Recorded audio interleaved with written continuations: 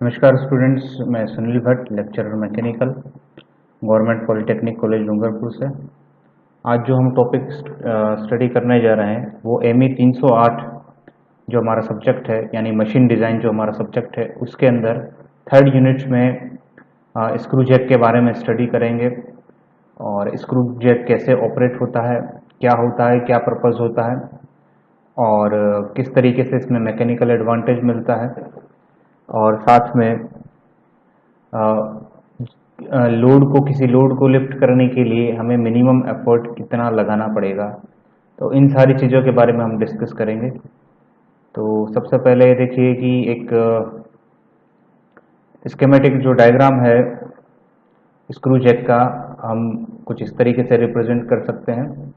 ये वाला पार्ट हमारा नट कहलाएगा और ये हमारा स्क्रू या फिर स्पिंडल कहलाएगा।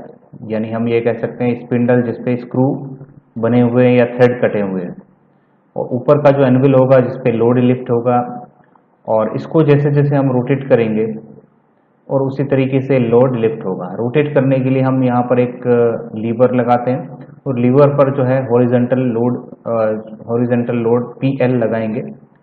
तो PL की और PL को अगर स्मॉल इस लेंथ L से मल्टीप्लाई करेंगे तो यहाँ पर अप्लाइड मोमेंट आएगा या टॉर्क आएगा। वो टॉर्क इस स्पिंडल के थ्रू स्पिंडल पर ट्रांसफर होगा और स्पिंडल पर लगेगा और लोड लिफ्ट होगा। तो इसको समझने के लिए, तो स्क्रू जैक की टर्मिनोलॉजी समझने के लिए हम इस डायग्राम को देखते हैं। ये एक स्क्रू जैक का एक थोड़ा और एनहेंस डायग्राम है। तो ये वाला जो हैचिंग वाला जो पोर्शन है ये हमारा बॉडी और नट कहलाएगा। नट इसलिए कह रहे हैं क्योंकि इस पर इंटरनल थ्रेड बनी होती है, और इसी का काउंटर पार्ट ये स्पिंडल होता है जिसपे स्क्रू बने होते हैं, या फिर हम कह सकते हैं कि थ्रेड बने होते हैं, एक्सटर्नल थ्रेड बने होते हैं। इस स्पिंडल का जो मीन डायमीटर है या स्क्रू का जो मीन डायमीटर है वो स्मॉल d है। इसके ऊपर हमारा एक स्क्रू हेड रखा हुआ है, या फिर जिसको एनविल भी कह सकते हैं। इस पर जो हमारा है लोड W एप्लीकेबल होता है। लोड लिफ्ट करने के लिए हमें इस स्क्रू को रोटेट करना पड़ेगा। जैसे जैसे रोटेट होगा वैसे वैसे अपने पिच के अकॉर्डिंग ये ऊपर लिफ्ट होगा।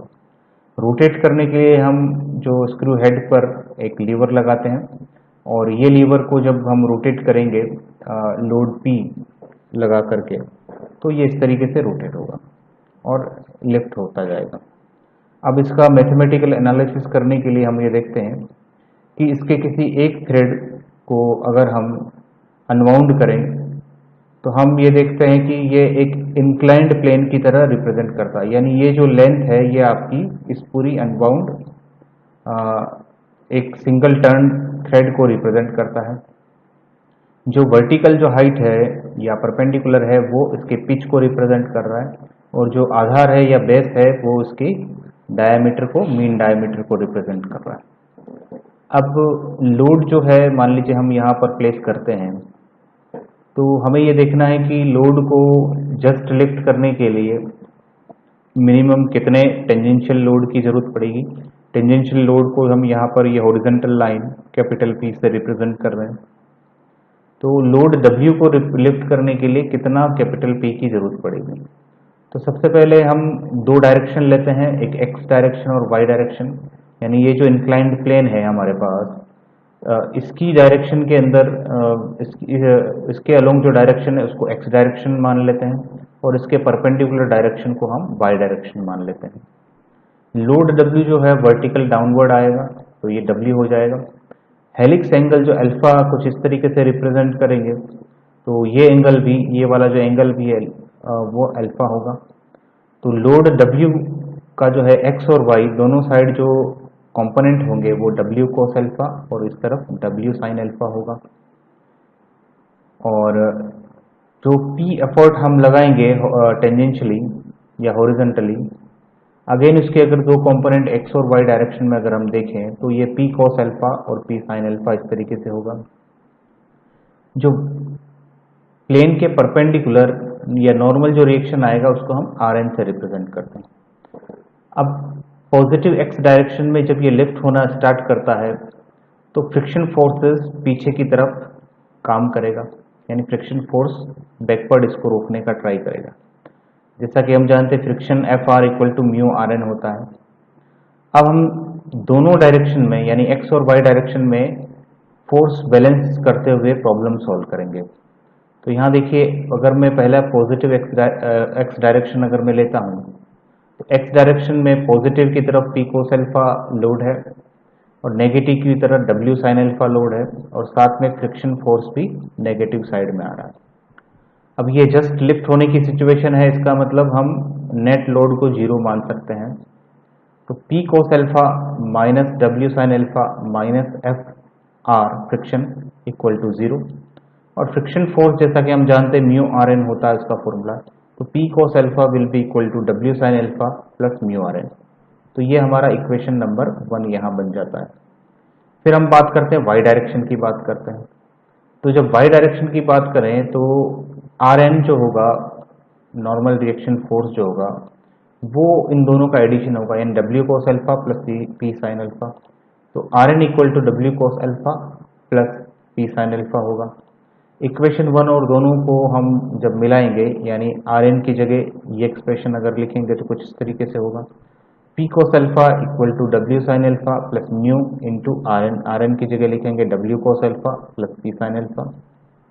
तो P इंटू जो P की टर्म है वो एक साइड ले लेंगे और W की टर्म को दूसरी साइड ले लेंगे। तो P into cos alpha minus mu sine alpha will be equal to W into sine alpha plus mu cos alpha. तो इस तरीके से ये एक्सप्रेशन हमें मिलता है। अब आगे इसको और सॉल्व करते हैं हम।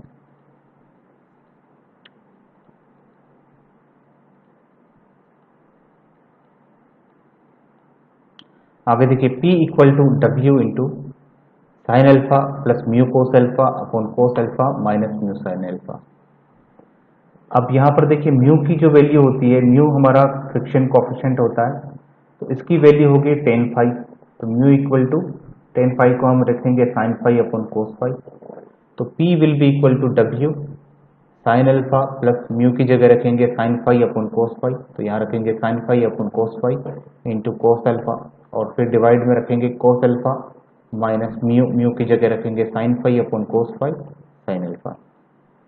फिर आप देखिए, P equal to W into sine alpha cos phi plus sine phi cos alpha upon cos alpha cos phi minus sine phi sine alpha.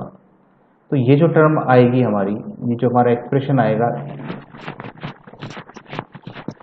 तो इसकी वैल्यू जो होगी साइन अल्फा प्लस फाइव ऊपर आ जाएगा और नीचे कॉस अल्फा प्लस फाइव। तो sign alpha plus five upon cos alpha plus five, ये हो जाएगा टेन अल्फा प्लस फाइव। ये जो एक्सप्रेशन आएगा ये अफोर्ड के लिए, यानी डब्ल्यू जो लोड है उसको जस्ट लिफ्ट करने के लिए जो हमें अफोर्ड लगाना पड़ेगा वो होगा P equal to W tan alpha plus phi effort for lifting load W. अब हम बात करें, अगर हमें अफोर्ड लीवर पर हम कितना लगाएंगे उस सेंस में अगर बात करें तो आप देखिए, क्योंकि लीवर हमारा कुछ इस तरीके से है। यहाँ देखिए, लीवर हमारा कुछ इस तरीके से, जो लोड टेंजेंशियल लोड यहाँ लग रहा है उसकी वजह से मोमेंट और टेंजेंशियल लोड जो लीवर पर लग रहा है उसकी वजह से मोमेंट बराबर होगा। तो यहाँ पर देखिए, एफोर्ट ऑन लीवर लिखा लेंगे, तो लीवर पर लगे लोड की वजह से मोमेंट होगा P इंटू एल, और जो आपका स्पिंडल पर जो टेंजेंशियल लोड जो कैपिटल P लग रहा है उसकी वजह से जो एफोर्ट होगा, लो मोमेंट होगा P into D by two होगा। तो P L equal to W tan alpha plus five into D upon twice L हो जाएगा। एफिशिएंसी ऑफ स्क्रू जैक हो जाएगा eta equal to ideal effort upon actual effort. तो eta equal to ideal effort. अब यहाँ पर देखने वाली बात है, आइडियल एफोर्ट का क्या मतलब है। आइडियल एफोर्ट जो होगा वो W tan alpha plus phi, तो फाइव यहाँ पर जीरो रखेंगे तो वो आइडियल एफोर्ट, तो वो आइडियल एफोर्ट होगा डब्ल्यू टेन अल्फा और एक्चुअल एफोर्ट होगा W into tan alpha plus phi. तो ये डब्ल्यू से डब्ल्यू कैंसिल हो जाएगा, तो tan alpha upon tan alpha plus phi हो जाएगा।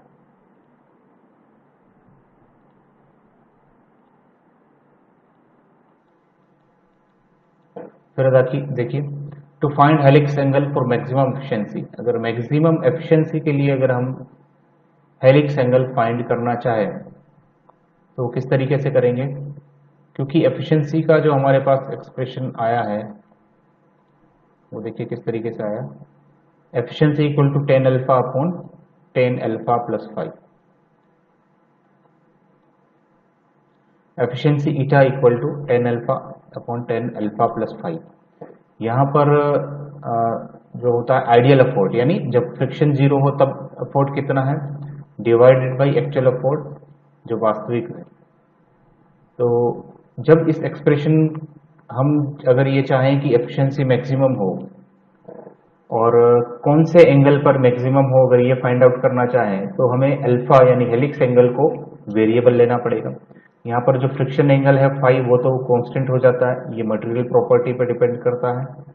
अल्फा जो हेलिक्स एंगल होता है यानी स्क्रू थ्रेड किस एंगल पर बना हुआ है, तो उसको फाइंड आउट करने के लिए मतलब मैक्सिमम एफिशिएंसी के लिए अल्फा की वैल्यू कितनी होनी चाहिए, अगर ये चीज़ हम फाइंड आउट करना चाहें तो वेरिएबल हम लेंगे ईटा और आउटपुट वेरिएबल हम लेंगे अल्फा और आउटपुट वेरिएबल लेंगे ईटा।